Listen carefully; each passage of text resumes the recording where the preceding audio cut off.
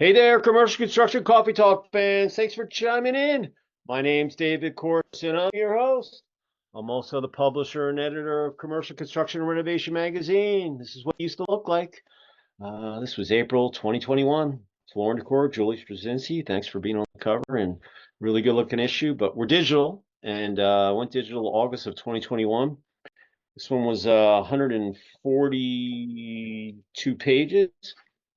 I was up on the lake skiing that day, trying to have fun, and it's always good to look what I was doing a couple years and what was going on, and but I miss holding the magazine in my hands, to be able to look at it. But I don't miss the post office, I don't miss the printer, I don't miss any of that thing. And we had another 20 some odd million people hit the website last year, and it's just been an unbelievable ride. So everybody out there in commercial construction coffee talk land, thank you so much for hitting the site and finding us on the web, and really appreciate your support out there. So this actually officially is one of my first podcasts of 2024, and today I have a nice young lady who's actually graced our cover, I believe, about 2 years ago, and with Valor Hospitality. She's the Vice President of Architecture and Design for Valor, and her name is Paige Harris. Paige, say hello to our listeners out there in Commercial Construction Coffee Talk. Hello, everyone. Nice to be here. Yeah, well, pleasure. It's always nice to have a cover person that that we featured and so forth. And and I've never met you personally. I've just going back and forth on email and with the PR people and stuff. So first, thanks for gracing the cover. That was a great issue. And second, thanks for coming onto the show and being our guest. So this is how it Thanks works. for having me. Absolutely. We're going to do it in three parts. You're going to tell your story, where you grew up, where you went to school, and how you ended up in Valor. And then we'll talk about the last 3 years of the roller coaster that we've all been on. Even though we're kind of out of the tunnel, we're still hitting little bumps and potholes, etc. And then you'll leave one positive thought or phrase in your contact info. So with that said, tell us your story. All right. Well, so I was born in Washington, D.C. and grew up in Northern Virginia, and sort of was looking to branch out from that area when I went off to college. So I went to Auburn University down in Auburn, Alabama. Go War And Eagle. Right? War Eagle, that's right. And very soon I discovered that I was in the wrong major. So within a few weeks, I transferred into the design department or the design school and began my journey to becoming an interior designer. After a few years, I had kind of visited a couple of large metropolitan areas around that area, and it landed on Atlanta being one of my favorites. And lucky for me, the city was booming because of the Olympics. So city was growing, design firms were hiring, and I moved here in the summer of '96, and I've been here ever since. And started my career doing some multifamily design, and as that evolved, I learned that the multifamily side of things really also mimics hospitality. There's a lot of vernacular and vocabulary that are the same between those two types of design, and eventually, after a number of years, I branched out onto my own and started my own design firm. And along the way, I met Mr. Ewan McGlashan, and he was one of my clients that we did 2 hotel renovations for. And actually, shortly before the pandemic, I decided that I was looking to make a change in my career and wanted to get more involved in the development side of projects and not just the design. So it was a very fortuitous time after COVID, kind of sat around with us for a little while, that I had a meeting with him, and he was looking for a way to have somebody with my expertise and my viewpoint to come in and join Valor to help lead the development and oversee the design of our new construction hotels.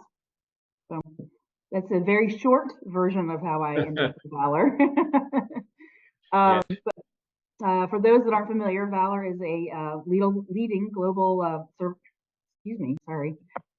a leading global full-service hotel underwriting, acquisition, development, management, and asset management company.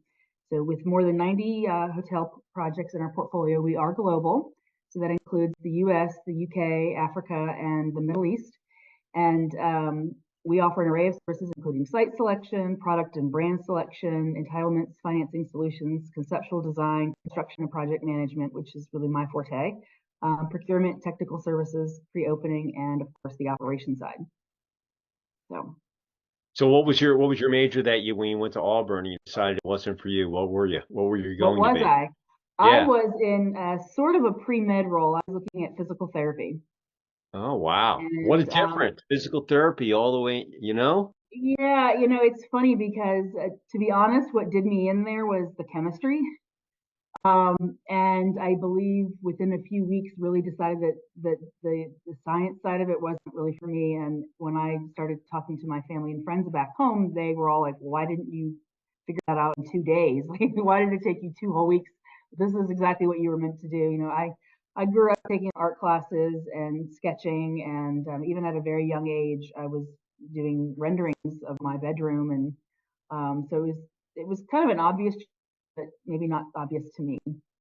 Yeah.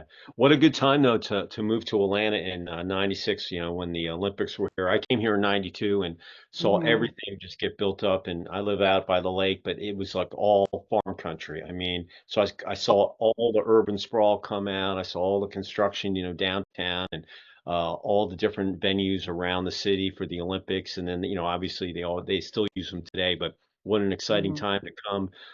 And then the big boom with Home Depot and all these big boxes, and Yeah, it was an amazing time to see construction.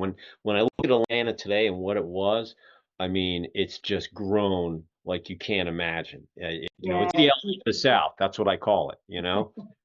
Right? Even 20, 25 plus years later, it's I still drive through the city and count cranes, and it amazes me that that number really doesn't slow down. I mean, there are periods of time that there'll be a few less, but for the most part, there's always one, and then one more and one more. So it's been great to see.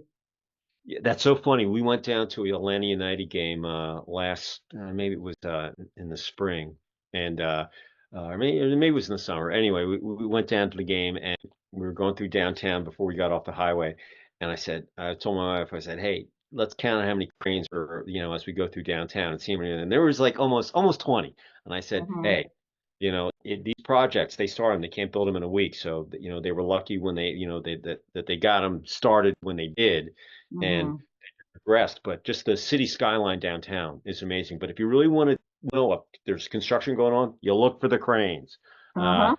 That's it right. doesn't matter, it's just the reality of it. And we're counting. Oh wait, there's one behind there. We're going with bumper to bumper traffic through downtown, and I'm like, oh, there's another one over there. Oh wow, Hmm. so Yeah, and we're still. it's nice. It's nice to see the different neighborhoods too that have really kind of taken shape over the last couple of years, and it's not just focused on, Midtown or downtown. That it really some of the outer line neighborhoods are really popping up as well. This meeting is being My recorded. wife's an interior designer, so Okay.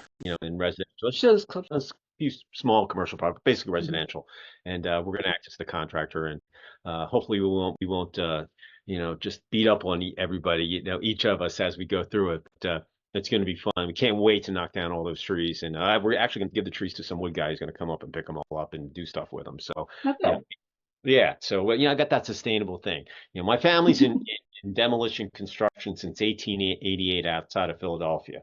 So I come from a construction family, military, and all the grandsons, we all had to work when we got our license at 16 outside of Philly. We all had to work in the scrap yard, and so I've shoveled asbestos, I've knocked down, steel, I've laid railroad tracks, I did all that kind of stuff, and but all of those things that I've taken from that, you know, I build this magazine every month, where I used to do Hmm. it with paper and ink. I don't use 2x4s or sheathing or any of that other stuff, but I build it every month. So I can say, hey, I built that. And I just do it digitally now, but I still have that same, kind of, but all the things that I learned, I swear, my Uncle Frank, he was my first superintendent. And yeah, I had to be there at 7 o'clock in the morning. And I had to take the showers for OSHA and get all the lead off me and all that kind of stuff. But if you were like a second late, Uncle Frank was going to tell my grandfather, and I had to have dinner with my grandfather every night. So, Uncle Frank, I know you're resting in peace up there, but I'll see you sooner eventually down there. But if you weren't tough on me, you molded me, because he was a tough son of a gun, and but you need that kind of stuff. Everything you take over your life and what you're doing now, you can kind of bits and pieces. And even though you changed your major, the few things that you might have thought of, like chemistry, Mm-hmm. that kind of molded you into who you. Am I right? Mm-hmm. Correct? Oh, absolutely. Oh yeah, absolutely. So let's talk about the last 3 years.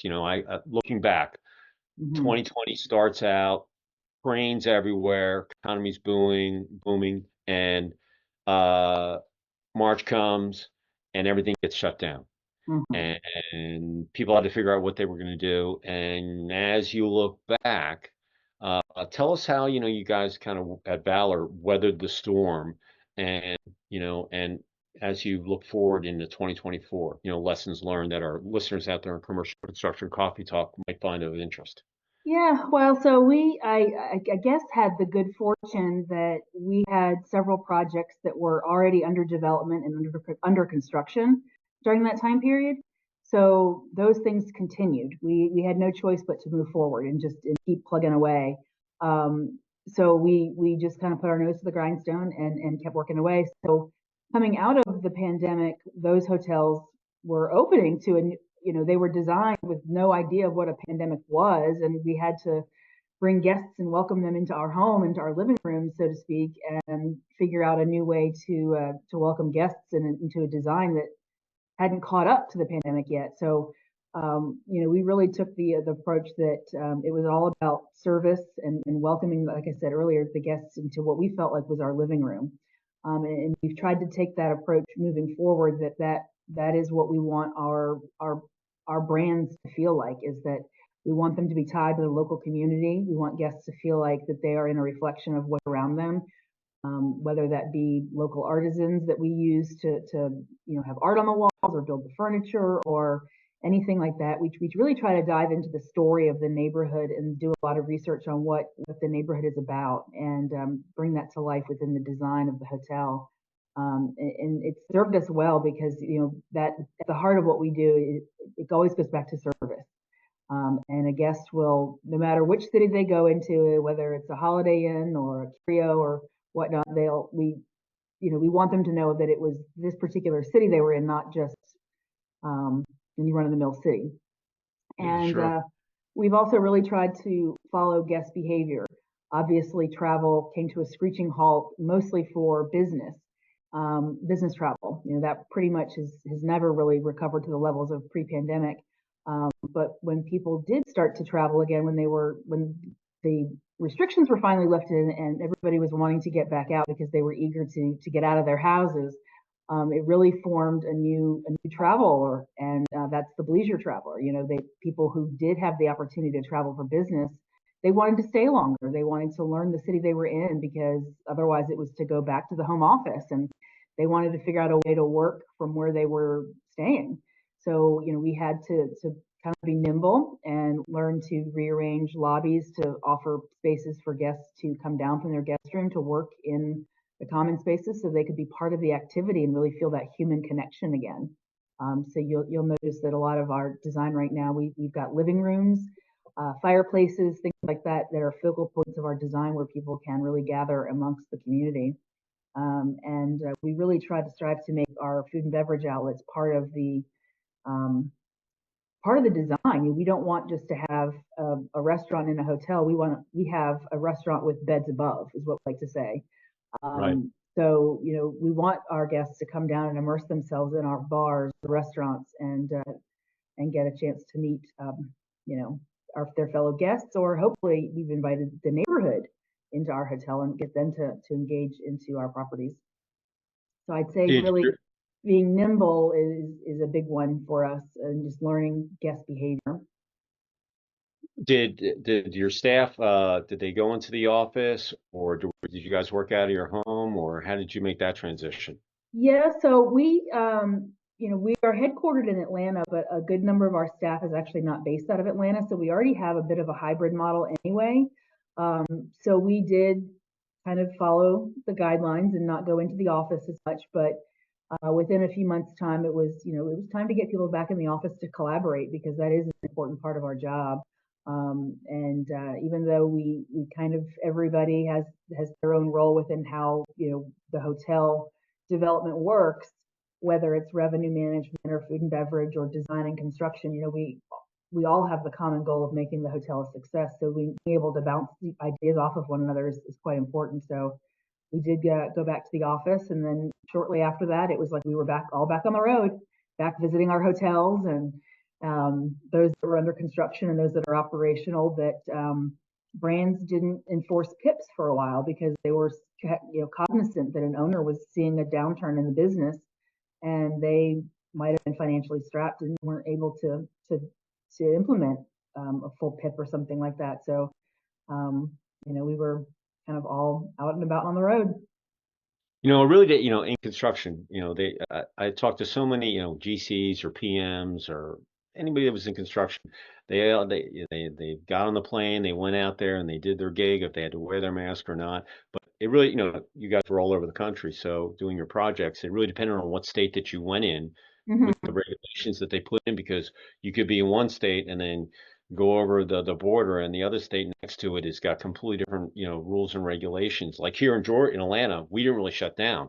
We were the first state basically to open up. And I had, I think, 3 or 4 projects that were going on down here. There was a old age, retirement home. They were building a fire station. They were doing a library. I forget what they were doing, a condo gig too, multifamily. And I just watched them all, and they put whatever the site precautions that they needed to get done. But those trucks and whether they, depending on the schedule and so forth, they just went right along with it. But then, like I said, you go on the road and nothing was going on because of Yeah. We have properties at the time that were operational in Alabama, on the coast down in Gulf Shores, and those projects, they were actually at the time they were already open, but people were not able to fly. But people who lived in northern Alabama could drive down to the beach and stay, so they ran at a pretty high occupancy because that was a way for people to get away and then turn around. We also have hotels up in New York and Washington D.C., and the restrictions up there were just obviously a lot different. So the hotels were barely open, if at all, and so it was kind of hard to balance the projections there because we just didn't know what was coming our way.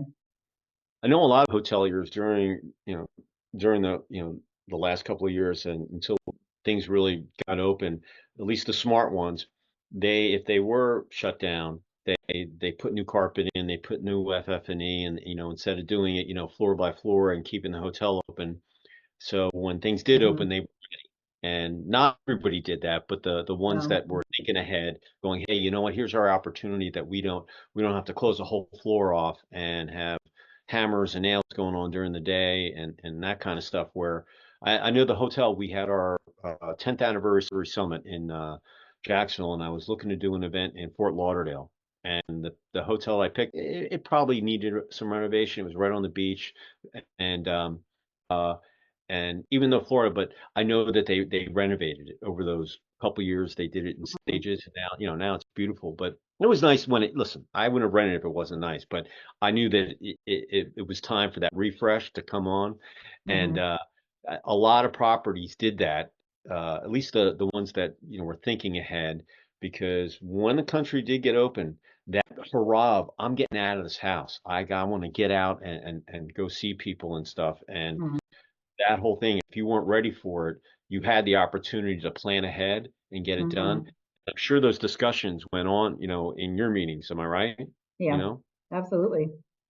Yeah. Yeah. So, yeah, listen, it was crazy. I just, but like I said, a lot of the PMs, I look at the construction people, people don't think about, look, the ambulance, the people that stock the shelves in the stores, but all the contractors and the people that are in construction, they have to go and keep these projects going on and obviously deal with the rest, but they had to get on the planes, they had to go and do all that stuff and just deal with it. So I looked at, our industry is, hey, there were some pretty gutsy people that went out and got it done.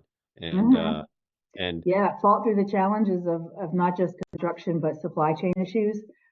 Those were immensely challenging to be able to get product and how long it was going to take to get here. And then the tariffs that were associated with things that were coming in internationally. And it was definitely um, kind of just a different challenge than we'd ever had to experience, and being able, trying to sure. manage those challenges was an up and down and a back and forth, but we all got through it somehow. Oh, yeah.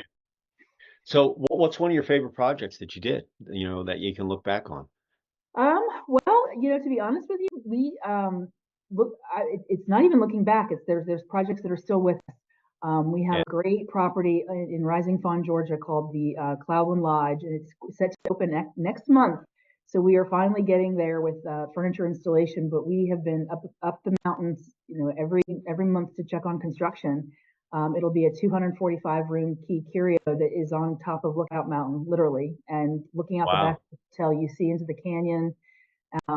And it's gonna have a beautiful pool that overlooks that canyon. And on the front side of the hotel, it's got a wonderful view of the golf course at the Macklemore Resort. So we are very excited about that project. It's got several different food and beverage outlets inside of it, and like I said before, 245 keys, a spa. It's really going to be a destination resort, and we are just thrilled that we are finally seeing this project come to life and have get our first guests as early as next month. So that's been a great challenge, and that project has been ongoing since pre-COVID. It was in development before, and pencils down, and then it was pencils back up, and so it's been a 2.5 to 3 year process with this project, and we are just really excited for it to come to market. So I saw on LinkedIn today you posted a project that was just, basically, the clearing was done and you said, "Hey, I'm going to go back on the site in a month." What was that project? That is called the Dunluce Lodge, and that is in Portrush, Northern Ireland. It's going to be a 35-room luxury resort on the golf course of Royal Yeah, it Portrush. looked boutique. Yeah, I was looking at it. I was like, it's not huge. Hmm. It looked cool. No, it's not. It's the 35 rooms are spread across 3 different buildings, and there's an internal courtyard, and it'll have a lodge with a bar and restaurant in it, and a wine vault. And it is going to be our destination for golfers traveling from the United States as well as other countries that want to come and play that golf course. And um, so we'll have just a wonderful, food and beverage component there, and some really nice luxury offerings, and another hotel with a spa. So we really want to again bring in some international folks, as well as obviously in the down season. There's 12 months a year is not, you can't golf in Northern Ireland 12 months a year, right? Right. The weather is just not suit for it. So we expect that we'll be able to bring in some locals to the restaurant, to the bar, to the spa, and perhaps others that might want to spend a night or two at the lodge on the coast. And so we're real excited about that one. Yeah, like I said, I like looking at all that stuff, because before I don't even think the foundations were, it was just the clearing was on there. And, Hmm. Yeah, it's just like you said earlier. The site was at one point a single home on there, and so we took down some trees, and we are repurposing those trees with some local artisans who are building some furniture for us, and then they'll use it to build other pieces of artwork that will be for sale at different galleries in the area. So we're really trying to tie into the local market there with the artisans, and make them feel like we really improved that area. So we're real excited about that. And we have it's kind of a sister property, if you will, called Seton House, that's going to be in St Andrews, Scotland, and it's with the same ownership team. It's a few more rooms. It's about 42 rooms, but that is a renovation of an older hotel that we are refurbishing and putting in 2 restaurants and a bar as well. And that one's going to sit right there on the old historic St Andrews golf course. So we are really nice. excited about the momentum that those projects are building. And so it's nice to have 2 different types of construction: something that's brand new and something that's being restored and brought back to life from something that's really sat dormant for too long. So that's some great times ahead for us there, and hopefully So, many more site visits to get to see the construction yeah, process. absolutely. Hmm. So you've got, you do the basically the hospitality part of it, F&B. What's your favorite part of building a hotel? Is it the restaurant part? Is it the room? Is it the lobby? Is it the amenity? Um, for me, it Or you is can the like it all. It's okay. no, no. For me, it is the lobby in the public spaces. Obviously, I do like the guest rooms. I had earlier on in my career worked on a project with IHG to redesign an SRD program, standard room decor. So that was one way to really learn the ins and outs of a guest room when you have to document a new scheme and you learn every piece and part that goes into a guest room. But maybe it's Macklemore that has really got me excited with its public spaces because the views are just wonderful. The backside of the hotel is all glass, and just being able to see something come to life from paper. And I think that was when I was a kid, what really drew me to this field was being able to draw something on paper and then eventually you see it 3D and you're just like, wow, that's really great. And that construction process and that project management process was really what was calling to me when I was looking to branch out away from being the designer of these projects to being involved more holistically. So it's been a great experience for me to be involved, in construction meetings and weekly project meetings and really more boots on the ground than I could have been as just the designer. I think the lobby is the most important thing, in my opinion, Mm-hmm. because it's the first thing that that just the It's your front entrance coming into the lobby, because first impressions are everything, and they It's really where you capture your guest and you yeah, can I mean, lose them in a heartbeat. Yeah. yeah, I mean, look, when I do the magazine, I have a cover and then they go in, but I mean, it images everything, but it's that first when you're coming up and you get out of the, whether it's an Uber, you drove in, and you're walking in, and then you're like, oh wow, this is really nice. I'm Hmm. sure the rooms are nice too, and the bar, but but Yeah.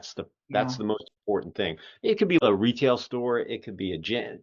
That first when you go in is just that's where you're going to capture, I think, Hmm. a lot of people. Maybe I'm wrong, Yeah. but No, no, you're not. And I think part of that we're seeing more and more is not just what does your first impression look like when you walk in the door. It's what's your arrival experience as you park your car or have your valet meet you and you enter the hotel. You want that arrival experience to start even before you walk in the door. You want that suspense and that mystery.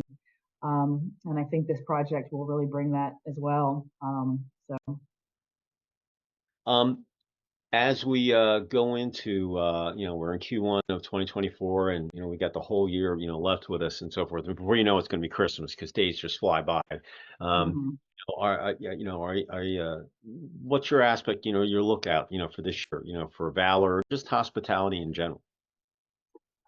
Well, we are really trying to make a big push to grow the company this year and really focus on our U.S. business and want to double the company in the next 1 to 2 years. And so that would, bring in another 15 to 20 hotels into the portfolio. So, um, we, as much as we enjoy the design and being a partner in the development process, we're looking to find some more opportunities for us to expand the portfolio from an operations perspective of projects that are already existing.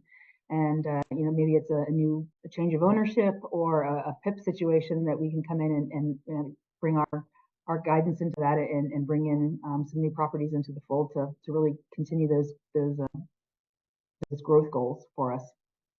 Awesome. Now, And listen, also the Middle East is also picking up too. So like gangbusters. So we've got a lot in the pipeline in the Middle East. We think that's the next hot market for us. yeah. Listen, better to be busy than not in the new year. That's, I Yeah. mean, you get the holidays behind you, and the first couple of weeks, people they get back in, they clear their email box in, and then from like February to June, people are humming in the summer, and then you gotta get projects finished before Thanksgiving, and with all the holidays coming up, and it's an Yeah. exciting Well, I year. mean, as best as I do that the construction process can be arduous and it can take a long time.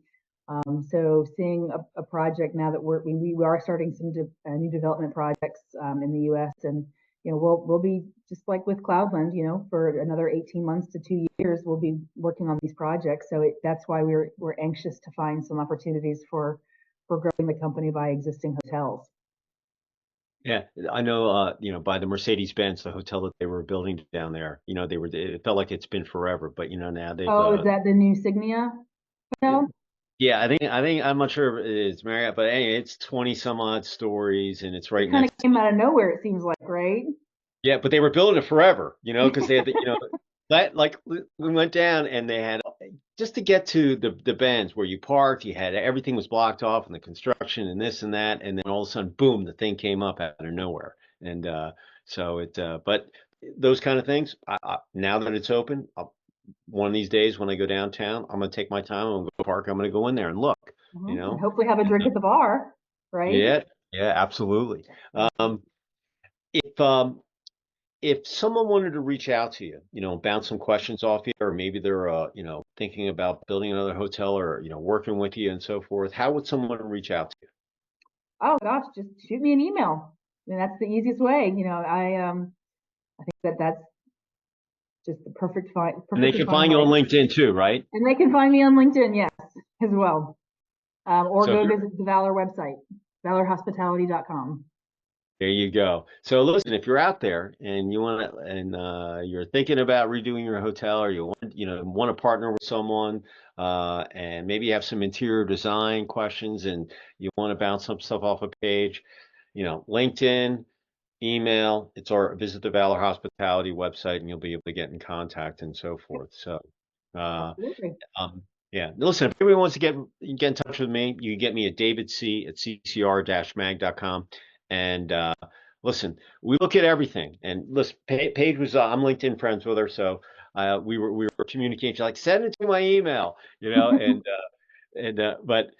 the bottom line is when we got her on the cover a couple of years ago, it was the PR firm that reached out, I think, and we saw the press release. And so if you don't send me anything, listen, we don't judge a book by its cover. We look at everything. It's very tough to get in the magazine, but if you send us something, it could be an opening of a hotel, it could be a charity golf tournament, it could be new personnel announcement, it could be an anniversary for your firm. We look at everything, and if it doesn't get in the magazine, we put a ton of stuff on the web every day, and we love content. So send it to us.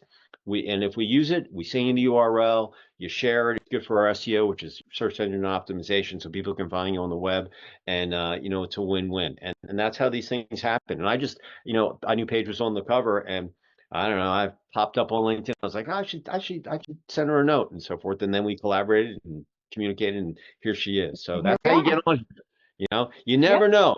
Throw it. It's like I know. Like last year, I always say, I know you don't like when I say this, but it's like playing the lottery. If you don't buy a ticket, you can't win. If you don't send me something, I don't know about it. So send it to me. You never know. And but the more you send it, the more I'm going to post for you. So um, as we finish up here, if there was one positive thought or phrase that you'd want to leave with our listeners out there in commercial construction coffee talk as we go into the new year, we're almost done. It's amazing. It's almost the end of the year in January for us, and you got 11 months to go. I mean, it Yeah, it feels feels like like January 1st. January is 11 months long, right? Yeah, exactly. I mean, I can't, it's going quick, but we still have a few days left, but 11 months left. What positive thought or phrase would you like to leave with our listeners out there? Gosh, this is a tough one. I don't know.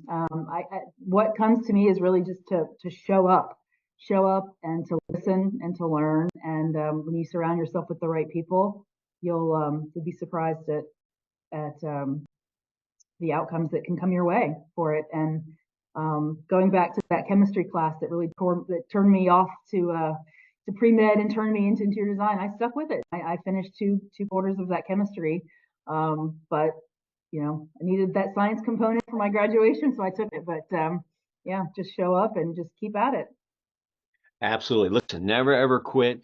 You're going to learn. Everybody's going, you're going to have hindrances. You're going to hit potholes. You're going to make mistakes. You got to learn from all that stuff and, apply it, and you're going to be that much better off. It's like getting bucked off a horse. The first thing I do is got to dust yourself off, and you got to climb back in that saddle and get back in it. And I'm a digital guy now, so I nurture my page, and I just started this blueprint. I call it the blueprint buzz, the do's and don'ts of construction on the web. So now I'm scouring stuff and I'm putting stuff in. I put all sorts of stuff in there. But the other day I saw this thing I posted. It said, all bosses were workers in the beginning. So Hmm. starting from the bottom and learning everything so you know how everything works, you'll be that much more of an asset. And the That coach in is me, actually a fantastic advice, and it's accurate to everything that I believe in.